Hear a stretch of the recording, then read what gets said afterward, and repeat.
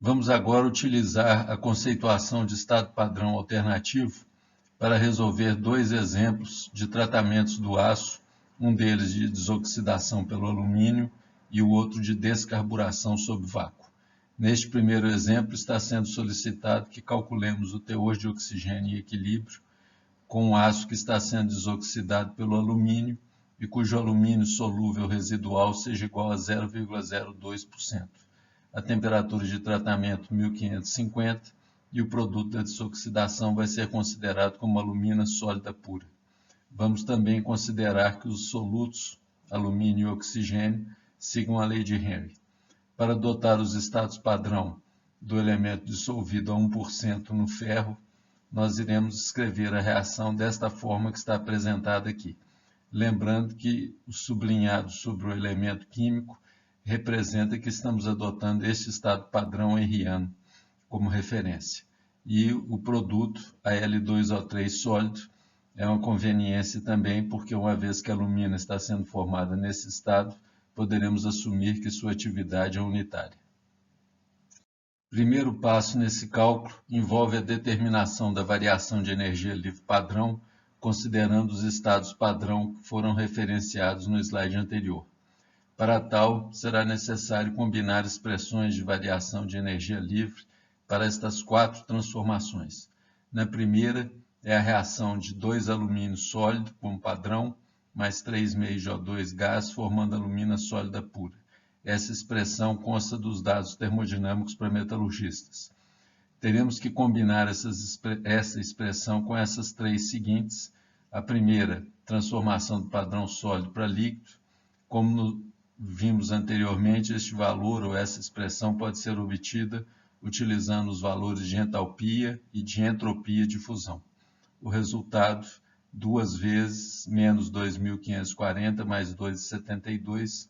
O 2 se refere ao fato que temos 2 mols de alumínio e essa expressão que está entre parênteses se refere à transformação para 1 mol de alumínio. Posteriormente, vamos transformar o estado padrão de líquido puro para alumínio dissolvido, seguindo a lei de Henry a 1%.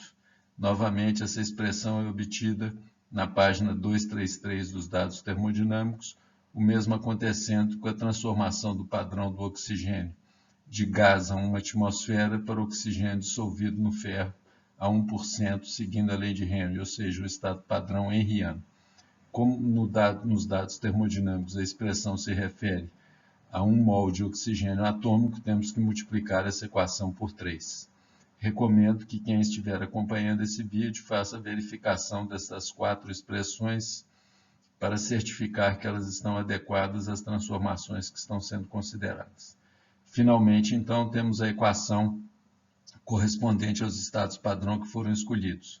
ΔG0 igual a menos 289.290 mais 89,67 T, onde o T está em Kelvin, o resultado é obtido em caloria por mol de Al2O3 formado. Como foi solicitado o cálculo do teor de oxigênio em equilíbrio com o alumínio, nós sabemos que no equilíbrio a variação de energia livre é igual a zero.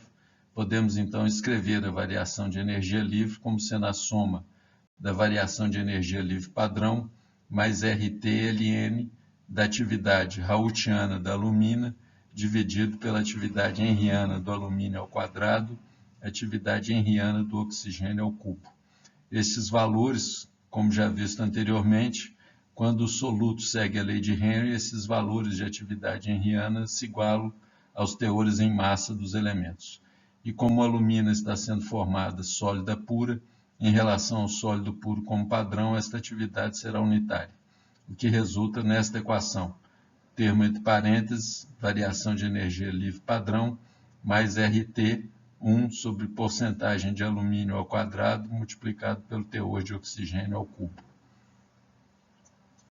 Desmembrando a equação anterior e isolando do lado esquerdo o termo que está relacionado com o teor de oxigênio e substituindo os valores de temperatura e concentração de alumínio, nós podemos finalmente determinar o valor do logaritmo neperiano do teor de oxigênio e, a partir dele, determinarmos o teor de oxigênio em equilíbrio com o alumínio.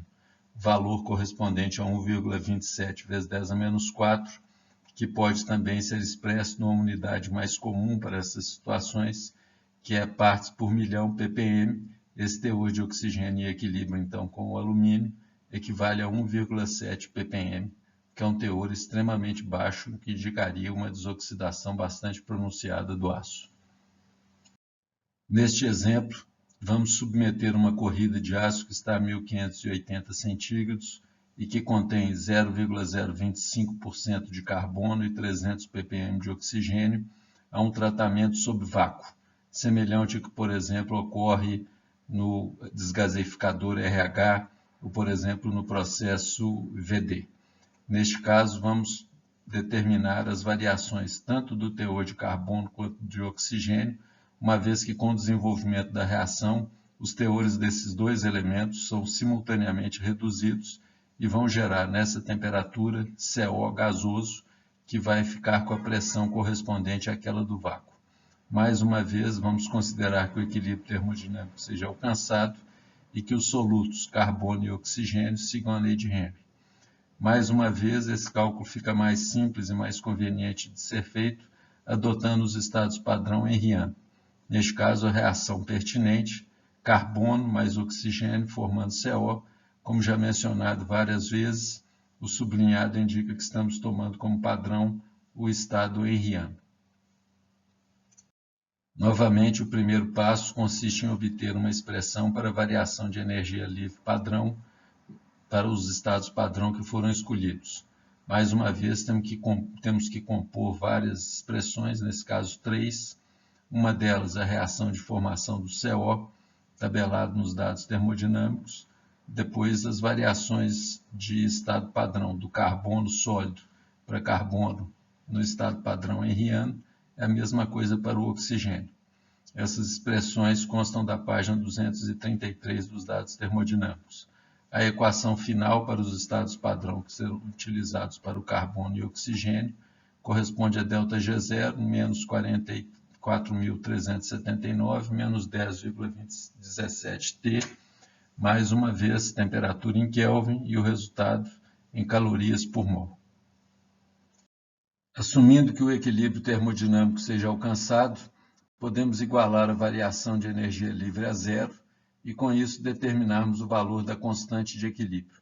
Substituindo o valor de temperatura que foi fornecido, nós podemos determinar essa constante como equivalente a 548,38 e ela corresponde à pressão parcial de CO em atmosferas dividido pelo produto das atividades henrianas do carbono e do oxigênio. Como a pressão de CO deve ser especificada em atmosferas, o primeiro passo é proceder à conversão desta unidade de pressão, que foi especificada em meio milímetro de mercúrio, para a pressão em atmosferas. Como uma atmosfera corresponde a 760 milímetros de mercúrio, a conversão é feita como está especificado aqui, e o resultado é uma pressão de 6,58 vezes 10 a menos 4 atmosferas, que, substituída na expressão da constante de equilíbrio, nos permite determinar o produto das atividades henrianas do carbono e do oxigênio. Como foi recomendado que consideremos que o carbono e o oxigênio estejam seguindo a lei de Henry, essas atividades se equivalem aos teores de carbono e de oxigênio, e, consequentemente, o valor do produto desses dois teores equivale a 1,2 vezes 10 a menos 6. Esta equação será designada como equação A, uma vez que constatamos que apenas esta equação não é suficiente para que determinemos individualmente os teores de carbono e oxigênio. Temos duas incógnitas e apenas uma equação. A segunda equação vai ser obtida através de um balanço de massa, considerando a estequiometria da reação. Como ambos os teores de carbono e oxigênio vão variar durante o processo, o que podemos escrever, baseado na estequiometria da reação, é que cada mol de carbono reagido equivale a 1 mol de oxigênio atômico reagido. Dessa forma, podemos equacionar essa variação em função da massa de aço que está sendo tratada, teor inicial de carbono menos o teor de equilíbrio, que vai ser o teor final, dividido por 100 e dividido por 12,01. esse lado esquerdo equivale exatamente ao número de mols de carbono que foi reagido, lembrando que nesse caso a massa de aço deve estar especificada em gramas, porque foi essa a unidade adotada para o peso atômico do carbono. Do lado direito, uma equação semelhante para calcular o número de mols de oxigênio atômico reagido. A diferença é que agora vamos considerar os teores de oxigênio inicial menos o do equilíbrio, que é o final, mas o peso atômico é o peso atômico do oxigênio, que equivale a 16. Constatamos que as massas de aço do lado esquerdo e direito vão se cancelar e podemos agora obter uma equação que vai descrever a variação do teor de carbono do equilíbrio em função do teor de oxigênio de equilíbrio.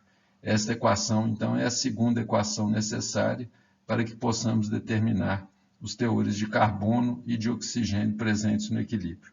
O resultado desses algebrismos indica que o teor de carbono em equilíbrio equivale a 0,0025 mais 0,75 vezes o teor de oxigênio de equilíbrio. Isso vale considerando os teores de carbono e oxigênio iniciais que foram fornecidos. Esta equação será designada como equação B, que vai ser resolvida simultaneamente com a equação A, proveniente das condições de equilíbrio. Combinando então as duas equações, essa daqui é a equação proveniente do balanço de massa, essa equação aqui é a proveniente do equilíbrio. Neste caso, onde aparecia teor de carbono, nós substituímos pela expressão obtida pelo balanço de massa, e o que se obtém é uma equação de segundo grau, em que a incógnita é o teor de oxigênio. Resolvendo esta equação, nós determinamos o teor de carbono de equilíbrio, equivalente a 28 ppm, e o teor de oxigênio de equilíbrio, equivalente a 4,3 ppm. É interessante também que façamos uma análise gráfica do procedimento adotado para resolver o exemplo. Neste caso, temos uma figura ilustrando as variações do teor de oxigênio com o de carbono. Essa linha preta que está aqui representa as condições de equilíbrio. Trata-se de uma hipérbole, uma vez que os teores de oxigênio e de carbono multiplicados equivalem a uma constante, e o ponto inicial está representado por esse ponto azul. Como variam simultaneamente os teores de carbono e oxigênio, essa variação, no caso, para o carbono, é proporcional a 12,01, que é o seu peso atômico, e ao oxigênio proporcional a um segmento de 16, que é o seu peso atômico. Então, a trajetória de ocorrência da reação significa variação simultânea dos teores de carbono e oxigênio do ponto inicial, caminhando para o equilíbrio, mas caminhando com uma linha que tem uma inclinação que é exatamente a razão, entre 16 e 12,01, correspondente às variações em massa do oxigênio e do carbono. Então, partindo desse ponto inicial, o ponto de equilíbrio é alcançado neste ponto vermelho, correspondente às proporções estequiométricas dos dois elementos na reação.